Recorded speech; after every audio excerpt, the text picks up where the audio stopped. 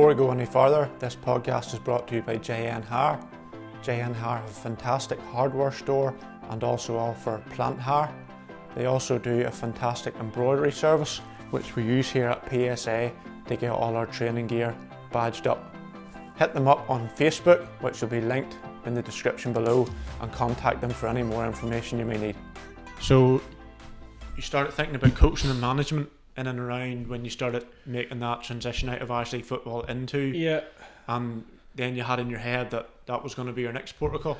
I honestly never thought I would be a manager. Definitely didn't. I went to Orchard City, a local team in the Caribbean League, and my friend was manager, Cliffy Sturrett, and he asked me to help him out. So Cliffy would have been one of them managers that in training nights would stand and watch it. So he would have got me to take the training sessions. So I started to enjoy it, and then I always says, I love this coaching. It took me to Refrailin with him then. So I was his coach there and assistant manager and enjoyed it. Then Cliffy actually stepped down from Refrailin, so I had to there was a few games towards the end of the season I took over as manager. I enjoyed it. I thought, you know what, I'm enjoying this too. So I had actually no aspirations to be a manager. I didn't either as a coach, but I think it fell into my path, and I adapted quickly. And then Banbridge Rangers offered me to come and be manager, which I took, and I really, really enjoyed that as well. Learned so much. I was there 2 seasons. Again, I stepped down because maybe it was taking over my life, and I was. When I look back now, it was awful. It was awful the way I let it get into me. It does. No matter what you say. Even Ricky was on here a couple of weeks ago, as you said, and he says it took over him. Yeah. And I can sit here today and it takes over you. No matter how much you tell it, it's not going to. It does, because you're Saturday night, you're on to your next training session. Tuesday night, you're on the Thursday night training session, then on the Saturday, and exactly. it consumes you. You've been in there a long time too, coaching, and it I don't know if it gets easier. It depends what your ambition is. Like, I'm now at Bangor. My expectation is to get promotion. If I don't get promotion, I've failed. So you think about me travelling an hour and a half up to Bangor, thinking about the game, going and playing a game, maybe getting beat. Yeah. That drive home on my own, thinking about that game, I'll take that home with me. I can't afford to drop points because maybe another team's catching me. Ultimately, I have to get promoted, win the league. So maybe Port Stewart was in our league. Maybe travelling away to Port Stewart, getting beat. They were going to be our challengers. Travelling down, they were going to be one of the teams challenging, hopefully with ourselves in that league. Maybe me travelling 3 hours back from Port Stewart, maybe getting beat with a last minute goal. Yeah. These are things that do make you stronger, make you deal with things better, and make the person you are. But sometimes I think you have to ask, is it worth it? But no, I wouldn't be in the job if I didn't think it wasn't worth it. So you said there that management coaching wasn't really something that you had ever thought of long term. So since you've worked under such a variety of managers, you weren't kind of, as one manager came and gone, you weren't saying, oh well, I'll take that from him, or I'll maybe learn that from him. Can you look back now and say, well, David Jeffries did this, I would like that, or Dick Advocat did this, I would like to do this? Have you kind of gleaned, different information from managers that you've worked under? I have. I think that's, I'm young, naive manager. I have no experience really compared to some of maybe the people I'd be putting my wits against. I know some people who's managing now, and they just thrive. Like, you look at Neil Lennon, just bounces off. He's a Martin O'Neill, isn't he? Everything he does is Martin O'Neill. I've been lucky enough to work under all different types of managers. You had Roy Coyle, who was like a chess player. You had David Jeffries, who was a motivator. You had Dick Advocat, who was just a genius. I had a good man over in Australia. I forget his name. He managed Wolves and all, but he was old school. So you had people like that. So as you say there, I would dip into all different wee things. Everything, anything that can help me. I'm still learning. I listen to opinions I mentioned earlier in the show about David Jeffrey sat in that change room and he would have says, what do you think? What do you think? And I would do that. I would always give the players their say, what do you think? Obviously, I'm the one that makes the decision at the end of it, but it's always good to hear other voices. I think if any manager thinks that he knows everything or isn't willing to learn or thinks he's the final, he has the answer to everything, I don't think he'll go far. I think no, it's good to hear other voices. So you kind of took up your first proper managerial post at Banbridge Rangers. That's right. Would you say?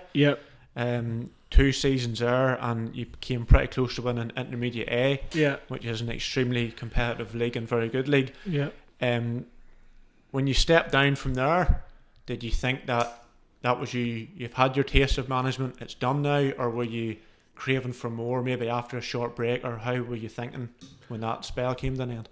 I was player manager at Banbridge that time. 2 years. I stepped down, as I spoke about, it was taking over my life. So I went and played local football for my friend Alan Henning. Really loved it, Alan. Playing, challenging for trophies too, which was good at my age. Getting the chance to challenge for trophies. Playing every week. Local again, 10 minutes down the road. But at the end, everything I was doing, I was still had the coach's eye on me, the manager's head on me. Yeah. Yes, I was a player, but I still was saying to myself, what could I learn? And there was different scenarios in the games. It was amazing what I could pick up. I would have never picked up years ago, and it helped me even in 2 years as a player. Helped me become, maybe I think I haven't got a chance to be a better manager as well. As I say, I've went down different avenues, and I've definitely learnt my trade in all levels of this football in this country. But I felt as well that I still had somebody offer as a player. I mentioned to you the penny dropped when I was about 30 at Newry, but unfortunately then I dropped down the leagues. And I started looking after myself, and that's why I was still playing. I was 42 there last year. Yeah. So, and I still think, I really do, I might be naive, but I think if I looked after myself, trained hard, I could sign myself for Bangor as a squad player. Yes. But it's a big gamble. If some of them players see me coming on and maybe the size I am now and maybe not doing what I should be doing, then you just lose your respect. So, yeah. But I do think I could still play at a decent level if I looked after myself and had that desire. But as I say, at the minute my head's just focused on managing. So Bangor then, how did that move materialise? Because I believe you were named as Banbridge Rangers coach. That's right. Just a week or two before you were named as Bangor manager. That's right. It was for the sake, I was doing my coaching badges, so I sort of needed to get a coaching experience again and get a club, working with a club, a decent the highest level I could get. Yeah. So Banbridge Rangers contacted me. Ali Wilson was manager. He asked, did I want to come in and help him out? I says, look, I'm fine with that. That'd be a great opportunity for me, thanks. So I was only in a week. I actually went and helped him sign a player and stuff like this, talking away. And then the next day, Bangor phoned me and asked me would I be interested in the job at Bangor. So I thought about it. You didn't apply for that? They asked you? They asked me. So they contacted me and asked me would I be interested in the job. So I obviously thought about it, explained to Bangor, look, I've agreed to go to Banbridge Rangers. So they said, look, we'll contact Banbridge Rangers. I said, look, no need to do that. I'll have a think, give me a couple of days. It was over lockdown. So I had to think about it, and I done a bit of homework on the squad and kept back and forward with the director of football there, chatting, and I turned around and says, look, I'm ready for it, I'll take it. I think everything fits the bill here. So I met him, I asked questions, he asked me questions, we had a good chat, and then obviously I have a soft spot for Bangor. My dad played there, he had a great career at Bangor, and me and my brother were there, and some of the old faces are still there on the board. So it was great to get back up to Bangor again, and obviously we wish we would get started. Yeah, that's the next thing. Yeah. So you're now Bangor first team manager. What managers do you look up to, or what coaches do you kind of, in the modern day game, there's all this thing now about Klopp and Guardiola and this and that. Do you have any particular ones you would follow? Or no, there's one thing I do believe in.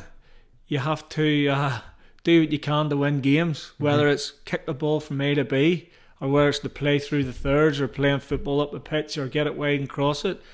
I think at this level of football that I'm at, I think it would be naive to think that you could play football one way. and try and win a league or try and win a game. I think there's horses for courses. I could go to a lovely big pitch like Windsor Park, or a lovely big grass pitch, knock the ball about, play football, or a 4G pitch and play football and be successful. And then the next week you maybe go to Portstewart on a Tuesday night or a winter's day, muddy pitch, and if you think you can try and play football the Pep way or the Jurgen Klopp way, then you're mistaken. So that's I think you have to have adaptation, and you have to have different ways in A, B and C of trying to win games. But one thing I really do put into my training sessions, and the players are buying into it, is intensity and working really, really hard. And every training session from the start of the training to the end of training is really, really intense, because you're only getting an hour and a half Tuesday and Thursday, so there's no walking about, there's no labour, and everything's intense and high energy. The training sessions, that's what I really you've heard so many sayings throughout your life, but one of them is train the way you want to play or you expect to play. Yeah. So that's what I believe. Would you be hands on? Would you take the training? Yeah, I've been hands on.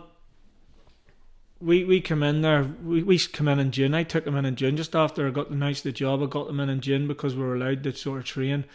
Got them in working in groups, because obviously I was expecting the season to start in the normal time. So I needed to look at the players and everything. So I kept taking the training just to show the coaches what we want. Intensity. So I felt we were ready for the season to start. We had the players' fitness, we had where we wanted to be. Obviously it got knocked back again, another lockdown, we got back again there now. I just got things going again. Then I've took a sort of back seat and letting the coaches take it now, which I really do trust in. I've got good coaches there, and they're experienced, and so I'd like to maybe step back more and more, because I think if they keep hearing my voice, maybe they get fed up with it, and I think it's good for the coaches there and respect them taking a wee bit of training and having a good say in it. But no, I do like hands on, but there's times where maybe I think for the sake of the team it's better to stand back. What way, you've kind of answered this before, what way does your team play? You know, if you were to walk in off the street and just see your team and you didn't know you were a manager, what kind of identity, what kind of maybe 2 or 3 things would you... Well, as I mentioned there, work rate, working hard off the ball and on the ball, just really, really working hard. I know a whole lot of teams, when I grew up, all we done was focused on with the ball, like the way you play with the ball. We never worked on without it. What do you do now? They've got the ball, what do we do? So one would definitely be work rate, organisation and intensity. 3 things off the bat there, which would really, really, I think if you've got them 3 things, organisation's massive at any level of football, and then if you've got the honest boys who put the work rate in, and then when you have the ball, the intensity with the ball, I think you have a chance. Ryan McConville, who's a very good friend of mine, said that you're the best manager he's ever worked under.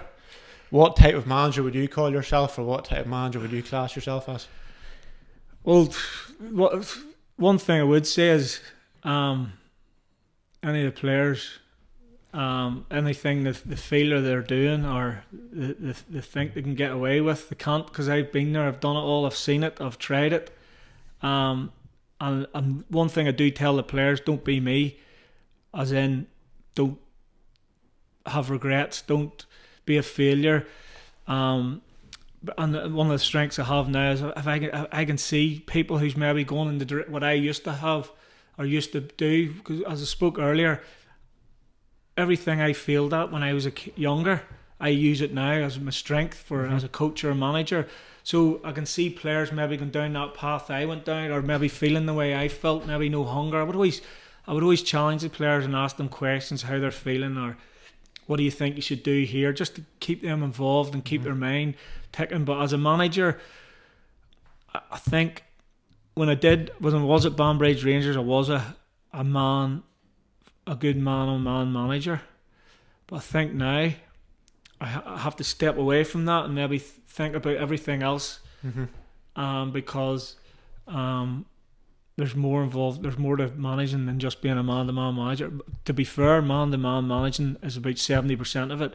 If you've got 11 players and you can get the best out of them players, a lot of things take care of themselves. But no, I really want to be a manager that is approachable. I think that's important. The players have to feel comfortable and have to understand what I want from them and expect from them, and they can expect things from me too, because I think it has to work both ways. So just on the management thing, what is there, again, 2 or 3 characteristics that you think a successful manager must have? Yeah, good question. Kind of put you on the spot, but yeah, no, that's fine. I think leading by example, as in timekeeping, professionalism, show that you care is important, because then they'll care. If you show you don't care, then they'll not care. So I think if you can get the players to care the way you care, I think you have a chance. Every team has players who are just there for the Saturday kickabout, or there for money. They don't care about the team or don't care about their manager. I think one thing I would like to do is make sure, like as a manager, is make sure all the players understand me and what I expect from them, because I'm building a relationship is very important. Like personal relationship, finding out about their families. I had a friend there, Andy Massey. He was a physio at Liverpool. He's from Northern Ireland here, and his 40th birthday party was over in Liverpool, and he was having a few drinks in the house, and Jurgen Klopp called in. So that there's something Jurgen Klopp is very good at, that personal touch, going around. Like Andy didn't invite him, nobody invited Jurgen Klopp, but Jurgen Klopp felt it was the right thing to do. He's part of the staff. I'll go around his 40th birthday. So I think that's important, and then once you start getting that trust, then the players will buy into what you want. Fantastic. Well, that is our night come to an end. It was an absolutely fantastic conversation. We have a few quick fire questions. No problem. And we're just going to throw out some of the listeners have got in touch, and we'll say the more appropriate questions we have chose to bring in. Best manager you've played under and why? Well, the best manager I've played under has to be Dick Advocat, head and shoulders. Like, you've got David Jeffries, Roy Coyle in this country who were phenomenal. I probably played my best football under them. But as far as managers and what they've achieved, not what I've achieved, but what they've achieved, would be Dick Advocat. He's obviously managed the whole national team. He's in English Premiership. He's at Feyenoord now. So to think that he actually went out of his way to spend money to buy me is actually a pleasure. But Dick Advocat was a genius. It was 2 hour team talks, like not boring you with team talks, but it was actually interesting, the stuff he would have done and the things he thought outside the box. So he was good. Him and his assistant Bert van Lingen were brilliant. Top 5 players you've played with? Again, I'll name a few in this country because I think they deserve a mention, and I'll name a few probably abroad. Like when I think abroad or at Rangers, there, a player I loved was Claudio Reyna. He actually, as soon as I get injured, I'm not saying Dick Advocat signed him because I get injured, because that's not true, but when I get injured, Dick Advocat went and signed Claudio Reyna from, I don't know where he was anyway. He was a cracking player. He's in Germany, I think. Centre midfielder. He was captain of the USA team. He was brilliant. You have Giovanni from Bronkhorst. Doesn't need much of an introduction. Played for Holland and Barcelona and stuff like, and Arsenal. But over here, I think there's Glenn Ferguson needs a mention. He was a class act, great person, great player to play with. He was unselfish. There's no coincidence that he's been successful. He's won so much because when he plays, he just makes everybody around him as good as him. Noel Bailey, for his achievements, he never got credit for what he'd done. Noel Bailey had a reputation for he wasn't easy to die. He just stood off. I remember my dad said to me years ago, you can get man of the match from not kicking a ball. And I always said, what's he talking about? You can get man of the match without kicking the ball. he says, see if you organise, come back and just be vocal, organised and everything else, you have a chance. Like, so Noel Bailey was very good at that. His reading of the game was fantastic. It was only, as I say, it's only when I played against Noel Bailey at Ards that I realised how good he was when I left Linfield the second time. So Noel Bailey, Glenn Ferguson, Gio van Bronckhorst, and Claudia Reina. So I've one more, don't I? One more, yeah. I'll pick a goalkeeper just to mix it up, and someone who I played a whole lot with in Rangers under 21s, but he was a first team player and he won the World Cup, was Lionel Charbonnier. See, he was at Rangers just before I went, and he was playing in the first team. Then he went to the World Cup, won the World Cup with France. Then he got a bad injury at Rangers and he was only come back from injury, so then he was signed Stefan Klos, so then he was the number one keeper, but Claudio would have been, or Lionel Charbonnier would have been the number two then, because he was come back from injury. But him and Nets he was a character. He was a World Cup winner, smashing keeper. So there's some good names there and great. It was a pleasure to play with some of them boys. How many Rangers appearances did you make? I made one in the competitive match, which again I should have made far more, but that was just after the injury. So one there. And some under 21, lots of under 21. I've about, I don't know, I think it's near double figures for the under 21s. I made most of them when I was at Linfield, funny enough. As I say, when I went to Rangers, then I had more injuries. Any advice for young players? Yeah, I spoke earlier in the show about, especially people around this area in Kilkeel and County Down, that it is achievable to be a full-time footballer. I think it's more achievable now than it ever was. I think the scouting network's better, the opportunities are better from playing games, and then the fact that in this country alone you've got 3 or 4 full-time clubs that it's very achievable to go and play in. So the dream can come true if you want it. I'm a perfect example where it did come true. I had a chance. I was a professional footballer, but you have to work hard. You have to listen to your coaches. You have to. I can't preach that enough. That it's so important to work hard and pay attention to everything that you're being told. But it's not to say that you have to do everything you're being told, but pay attention to everything that's being told, because you can make your own mind up throughout your career whether that was right or that was wrong. But it's important to listen to everything that's being told to you. And how important was school football back in the day, and why do you think that it's not, in this area, it's not as prevalent as it maybe once used to be? I think when I was at school it was important because we never had anything outside school. I think now there's so much football going on, and kids can get too much football, with local kids playing training Tuesday, Thursday, playing Saturday, and then maybe away with academies on Sunday and training with maybe other things. So in 4 or 5 days a week they're away playing football, some maybe with different teams and academies, as I say. So school football maybe took a back seat because of all the football that's going on around the communities now. But I had a great time. I was actually thinking, funny enough, I was thinking about it there a few days ago, that if Kilkeel High School ever wanted someone to manage them, because I'm not doing much during the day, if they ever, I remember speaking to Mr. Hamilton, Timmy Hamilton there, and I went down and watched a few matches in the high school, and he was standing himself taking it. He's a hockey man. He'll not lie, he'll tell you he doesn't no interest in football, but he's doing it for the kids' opportunities.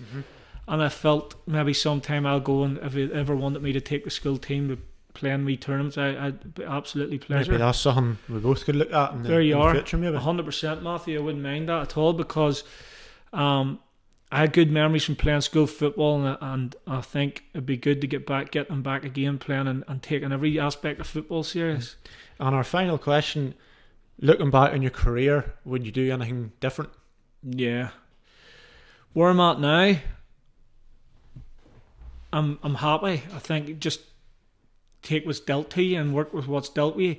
But if I had to choose things differently, it would be what I said to the kids, are work hard and pay attention to what's being told to me, and understand what it takes to be a footballer, because it's not just what you do on the pitch, it's more so what you do off the pitch, because you're only on the pitch for 90 minutes on a Saturday. It's what you do the rest of that week that makes you what you are on the pitch on that Saturday. So I think maybe off the pitch antics and everything else would be a regret to me, without a doubt. It's a regret.